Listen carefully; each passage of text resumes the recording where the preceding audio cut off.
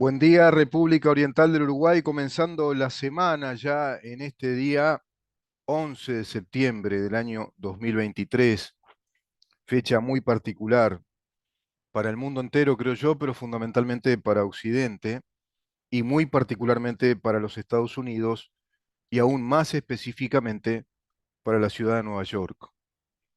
Hoy se cumplen 21 años de aquel atentado a las Torres Gemelas llevado a cabo por un grupo de terroristas.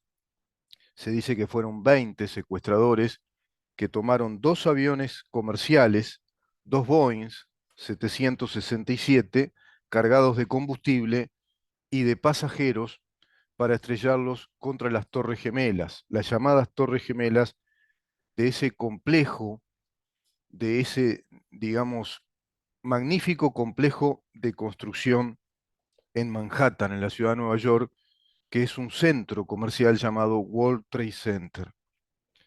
Vamos a repasar un poquito de qué se trata, porque si nos da el tiempo, lo que yo pretendo hacer acá es explicarnos lo importante que es construir, lo que cuesta construir, lo que importa y cuesta hacer, crear, y lo fácil que es destruir.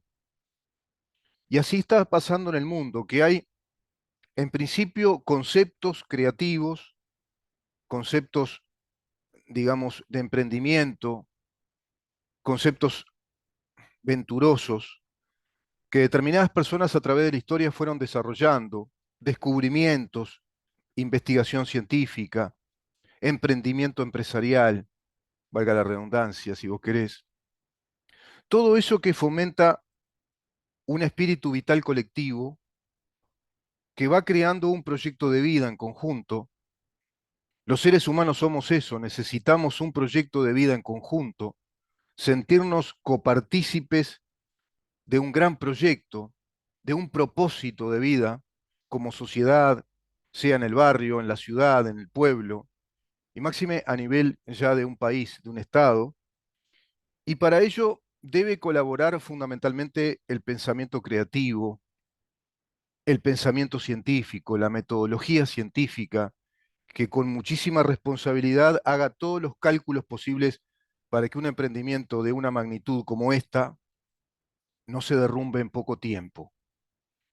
Y lo cierto es que el proyecto de World Trade Center tenía una innumerable cantidad de desafíos para que se pudiera llevar adelante. No fue, bueno, lo pensamos y lo hacemos. No fue, se nos ocurre, vamos y lo hacemos. Porque somos los grandes capitalistas que tenemos todas las posibilidades. No, no funciona así. Nada en el mundo funciona así.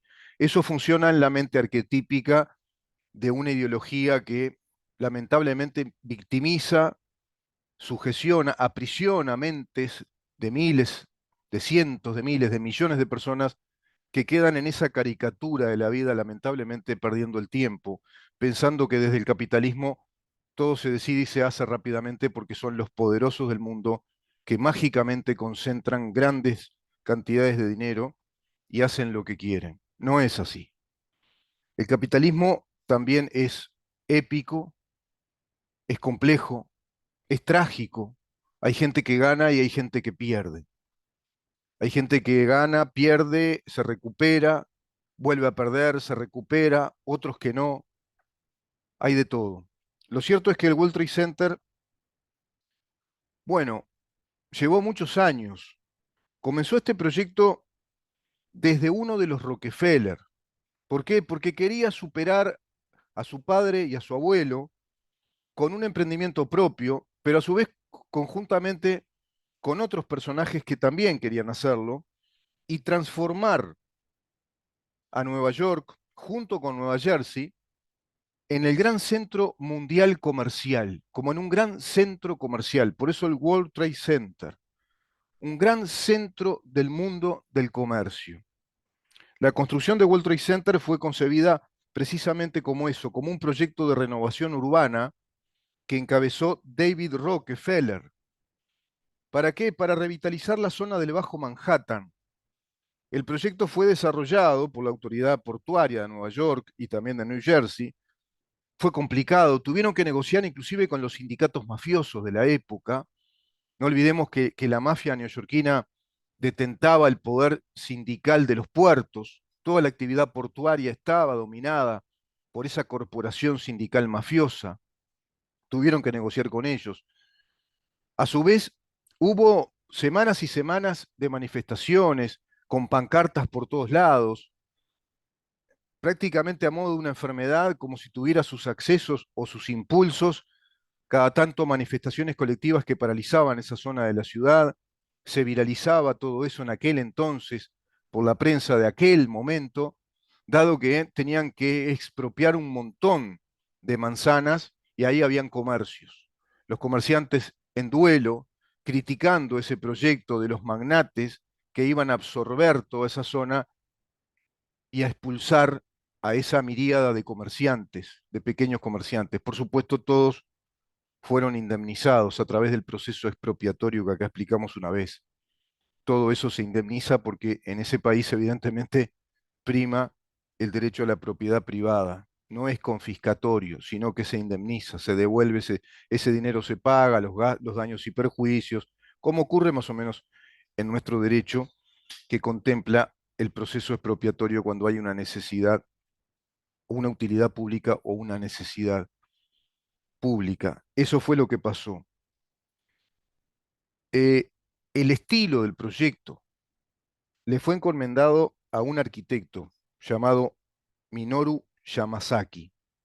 Era un experto, un arquitecto de altísimo vuelo, de altísima capacidad creativa, muy alineado a la corriente minimalista, aquella que inauguró Cropius en la escuela de Bauhaus, con estilos simples pero muy, muy útiles, procurando la utilidad de la arquitectura, procurando que esa arquitectura sea efectivamente utilizable, útil, pragmática, duradera, con una estética impecable que era lo menos posible. La idea de lo menos posible, muy lineal, con poco rebusque, sino que fuera algo compacto, ante la visión, algo sencillo de ver. Eso es el minimalismo.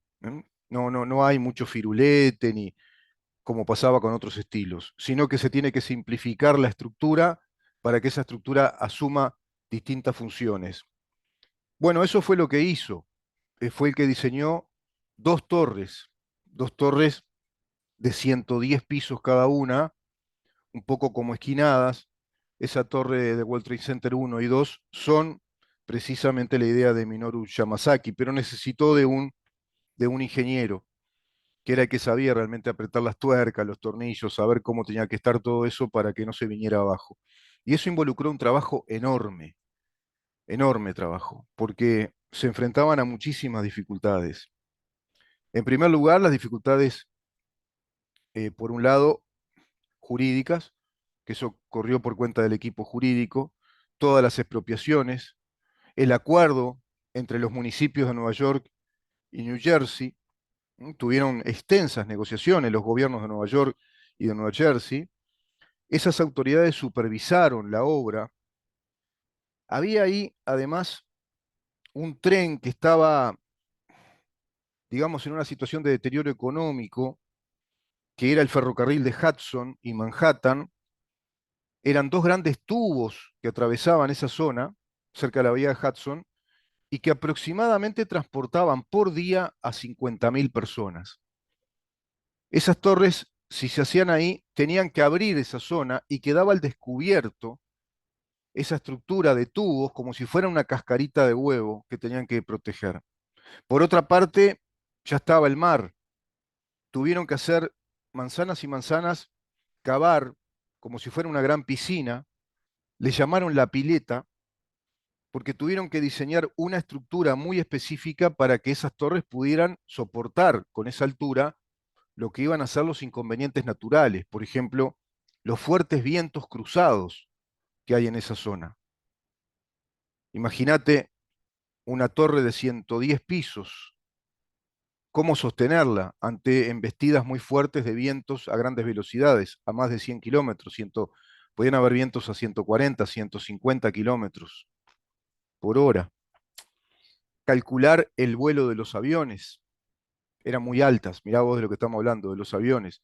Hubo una publicidad del magnate del gran edificio de Nueva York de aquel entonces, que hizo precisamente en su afiche, puso un avión estrellándose contra las Torres Gemelas.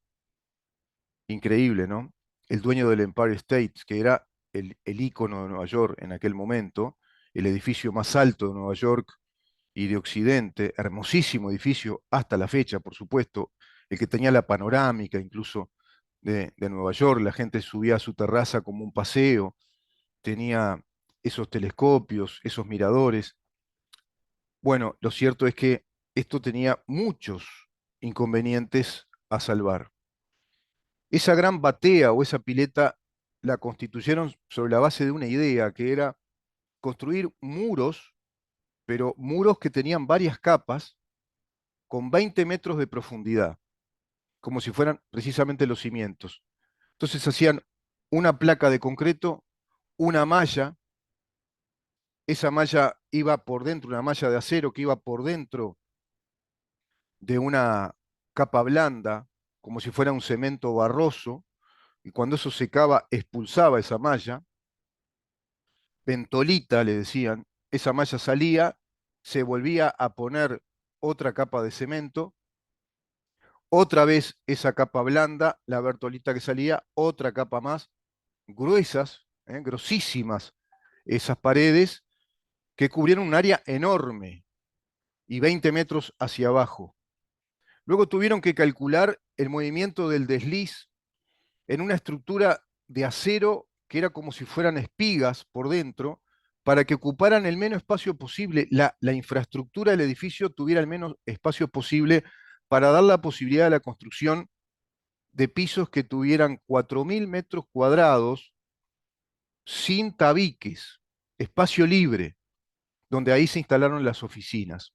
Todo ese edificio de acero y cristal, concebido además para que no se moviera, porque si se mueve mucho, da vértigo y la gente no puede habitar. Eso ocurrió en la zona más alta. Tuvieron que hacer un sistema de deslizamiento medio complejo de explicar, con esas vigas que pudieron deslizarse con un sistema de flotadores, de rieles, y hasta inclusive pergeñaron la idea de un espectáculo público convocando a la gente a que fuera a hacerse una prueba telemétrica, es decir, una prueba de visión, que se le regalaban los lentes y las recetas para la visión en esa época, que era gratis, que se hicieran una prueba de visión, la típica prueba telemétrica, pero dentro de esa torre, y la gente decía que experimentaba mareos. Eso logró que confirmaran que había que hacer ese arreglo, esa corrección en la estructura, así lo hicieron. ¿Qué quiero decir con todo esto? Hay muchísimo más. Está lleno, además de documentales. Hace días en History Channel están dando excelentes documentales, como pasa todos los años cuando se acerca esta fecha, documentales de la BBC, de CNN, bueno, portales por doquier. Te vas a encontrar con un montón de información respecto al significado eh, trascendente, yo te diría particularmente definitorio de lo que es Occidente y muy trágico, por otra parte. Pero lo que yo quiero significar acá es lo importante y lo trascendente que es crear y lo que cuesta crear y lo destructivo y fácil que es destruir, porque eso fue lo que pasó. Las Torres Gemelas comenzaron a ser pensadas y gestionadas en el año 1942, recién en el año 1966 comienzan a construirse, la primera torre tiene sus primeros inquilinos en 1970, la segunda en 1971, pero se define la primera torre en 1973 y en 1975 la segunda. Además de esas torres, hay otras torres más. Habían 7 torres más chicas, más pequeñas, y en una, bueno, zona de cantidad de manzanas, cantidad, si no me equivoco, creo que estamos hablando de unas 65 hectáreas. Todo eso que está en Manhattan configura lo que se llama el World Trade Center.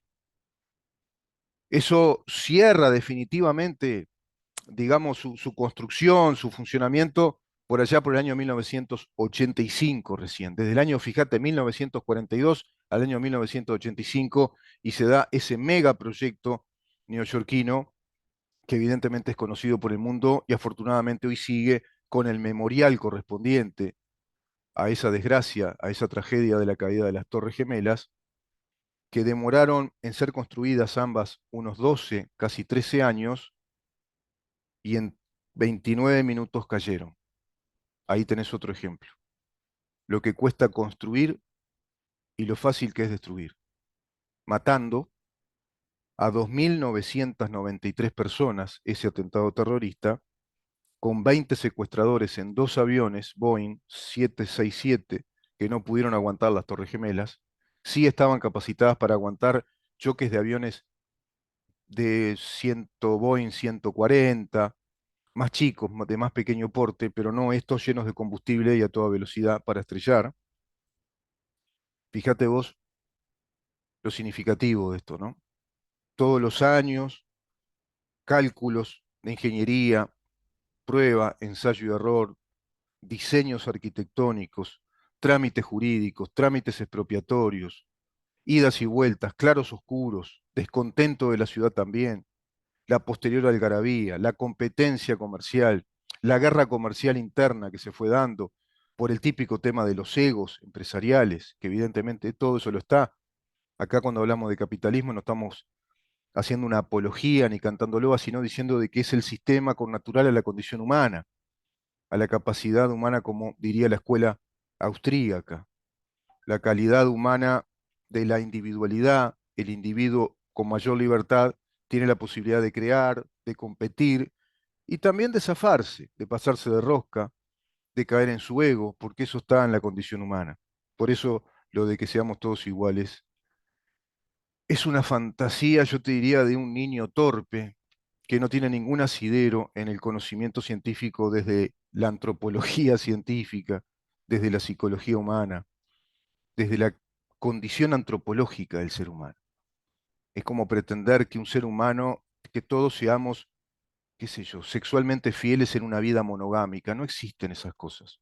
Son ideas, son tradiciones míticas, doctrinas que no están consultando el conocimiento científico. Y creo que ahí este tipo de atentados muestran eso. Muestran una doctrina religiosa que los fanatiza, los convierte en psicópatas, en enfermos letales, para con ellos mismos que se autoinmolan y terminan reventando todo en un rato. Esto hay que recordarlo y lo recuerdo yo de esta manera, hay muchísimo. Yo les recomiendo material, está lleno de material. Pueden ir por redes sociales, recorrer Google, ver en History Channel documentales y fundamentalmente en nuestra página web en Libertas, www.libertas.uy. Ahí hay un compendio excelente que está desarrollando en estos momentos nuestro compañero de trabajo, que es Santiago del Pino, que está desarrollando un trabajo espléndido, como él siempre hace, en lo que refiere al compilado, compendio de información de fechas claves para nuestro occidente, precisamente desde Libertas, porque esta es una fecha que dice mucho del proyecto y de la naturaleza liberal y de las libertades que tiene Occidente, eso que nosotros defendemos desde Libertas, esa idea, ese concepto que es para nosotros la petición de principios que se va resolviendo sobre los hechos, que es el principio angular